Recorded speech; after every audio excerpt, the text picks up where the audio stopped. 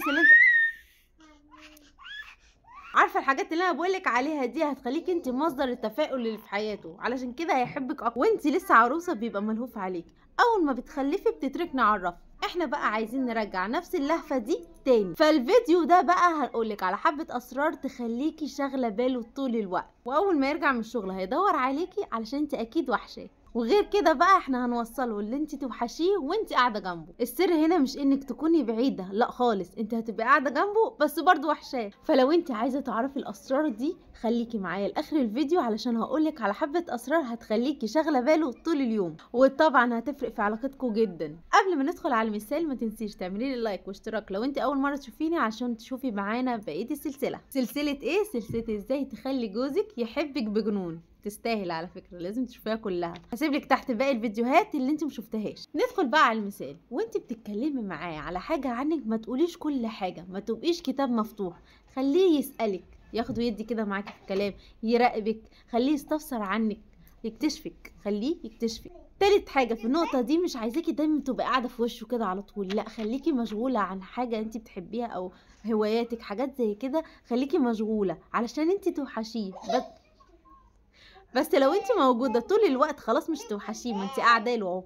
نيجي بقى لتالت حاجه، هو التجديد. جددي في شكلك، في شخصيتك، في حياتك كلها، لازم يكون في تجديد في حياتك. لو كل يوم شكلك هو وطريقه كلامك هي وتصرفاتك متوقعه، هو مش هيحس ان انت وحشاه. يعني مثلا تغيري من تسريحه شعرك، من لون شعرك، جددي كمان من الروائح اللي انت متعوده عليها. حتى ستايلات لبسك، خلي كل فتره كده ستايل جديد تطرقعي بيه البيت. وممكن كمان وانت بتتكلمي معاه ممكن تسرحي حاجه كمان، ممكن وانتوا بتتكلموا مع بعض تسرحي في عينه كده وتقولي له كلمه مفاجاه كده حلوه، يعني هو مش متعود عليها منك بس هتفرق معاه. تالت نقطه بقى، سيبي مساحه ليه وليكي. يعني طبيعي لو انت عايزاه يوحشك او انت توحشيه، ما تبقوش قصاد بعض طول الوقت وقاعدين مع بعض طول الوقت. ولما يقولك انا نازل خليه ينزل، عايز يروح مع اصحابه، عايز يروح لاهله، خليه ينزل ويروح علشان حتى توحشيه، ما تبقيش قاعده قدامه كده. وهنا يحضر لي مثال يجمع ما بين 3 حاجات انا قلت لكم عليها، انك تصرفاتك ما تبقاش متوقعه، وانك كمان تعملي له مفاجاه علشان تخليه يتحفز ان هو يروح البيت بدري،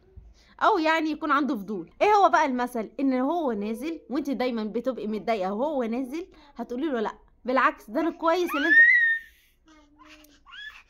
نقول تاني، وهو نازل قولي له اه والله طب كويس ان انت نازل، لحسن انا كنت عايزه اعمل لك مفاجاه وانت قاعد لي كده ما كنتش هعرف افاجئك. فكده هتخليه عنده فضول اللي هو يرجع يعرف ايه ده، هي عامله لي ايه، طب هي اول حاجه بقى هي ليه ما اتخانقتش زي كل مره كده، تصرف غير متوقع. تاني حاجه انت عاملاه مفاجاه هتفرحه، فحاجات زي كده هتخليه بقى ايه حاجه حلوه كده عنده. تالت حاجه انت كده اديتي له مساحته. هتقولي طب ايه هي المفاجاه اللي انا وعدته بيها؟ اي حاجه يا ستي، اي حاجه تعملها، ان شاء الله كيكه بالبرتقال، اي حاجه، اي حاجه هو بيحبها اعمليها له، مش شرط اكل يعني. ها، في النقطة التانية بقى عايزين انت كمان يكون عندك مساحة ليكي. يعني انت مش طول الوقت زي ما قلتلك في الاول، انت مش متاحة طول الوقت، انت وراكي حاجات بتعمليها، تعملي شغل، تعملي اكل، تعملي اي حاجة في البيت، المهم انت مش متاحة طول الوقت ومش قاعدة طول الوقت. بس طبعا من الكلام ده مش كتير عشان ما يزهقش ويبقى انت كده مش فاضياله طول الوقت. طول الوقت طول الوقت. احنا عايزين نعمل سؤال تحت في التعليقات، كم مرة انا قلت فيها طول الوقت عشان الناس اللي مركزة. فانت بقى لما تبقي مشغولة عنه هو بقى اللي هيدور عليكي علشان انت اكيد وحشاه. رابع حاجة بقى انك تكوني كلك ايجابية كده ومليانة طاقة. يعني تبعدي عن دور الست الشكاية البكاية اللي كل شوية عيالك عملوا وعيالك سووا واحوالك واي حاجه كده تضايقه، علشان كل التصرفات دي هتبقى ضدك. يعني هو كده هيكره الكلام معاكي والقعد معاكي. فاحنا عايزين كل مواضيعك اللي انت بتتكلمي معاه فيها تكون ايجابيه وحاجه كويسه كده علشان يقعد يتكلم معاكي تاني. وطبعا ما تنسيش الابتسامه الحلوه وانت بتتكلمي معاه، وتدخلي كده كام هزار على كام نكته كده، يعني حلي الجو وانت قاعده. عارفه الحاجات اللي انا بقولك عليها دي هتخليك انت مصدر التفاؤل اللي في حياته، علشان كده هيحبك. يعني خلصنا من بتاع الانابيب يجي بتاع البليله في تطور.